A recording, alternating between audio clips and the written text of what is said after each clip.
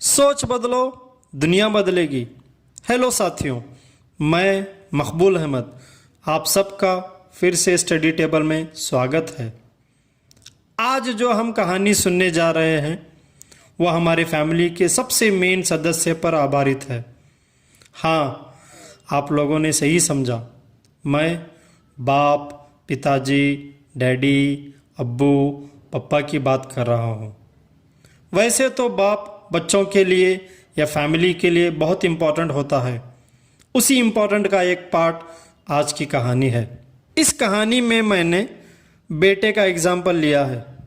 कोई बेटी हो तो गलत मत समझना, बल्कि अपने आप को बेटे की जगह रखकर कहानी समझें। मेरी यही कोशिश होगी कि आज से आपकी नज़र में आपके फादर की इज्जत बहुत बढ़ जाए। अगर से आपकी नज़र में आपके फादर की इज्जत ज़रा से भी बढ़ गई तो चैनल ज़रूर शेयर करें। सोच बदलो, दुनिया बदलेगी।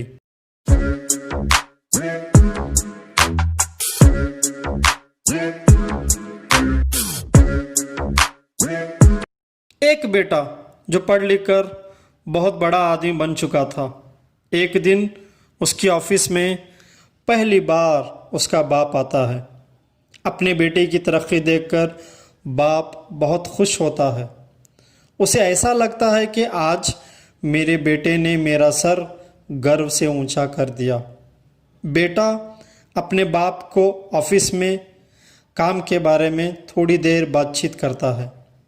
थोड़ी देर बाद बाप अपने बेटे के कंधे पर हाथ रखकर एक सवाल करता है।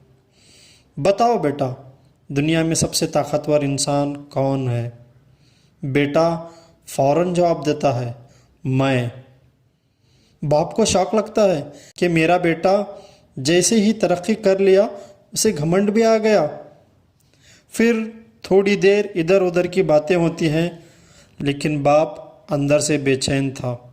थोड़ी देर बाद बाप बेटे के कंधे पर हाथ रखकर वही सवाल करता है, बताओ बेटा, दुनिया में सबसे ताकतवर इंसान कौन है? तब भी बेटा फौरन जवाब देता है, मैं।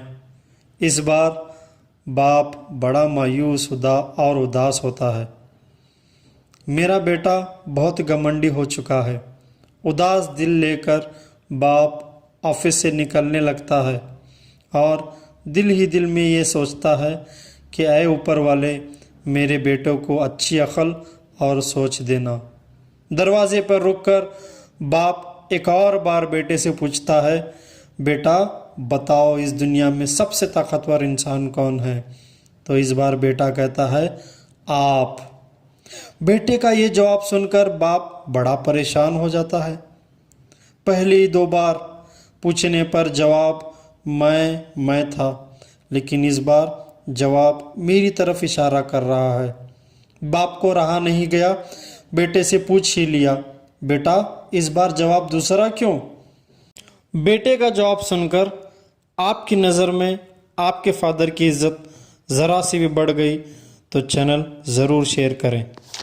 बेटा कहता है, पप्पा, जब पहली बार आपने सवाल पूछा था तो आपका हाथ मेरे कंधों पर था, इसलिए दुनिया का सबसे ताकतवर इंसान मैं था।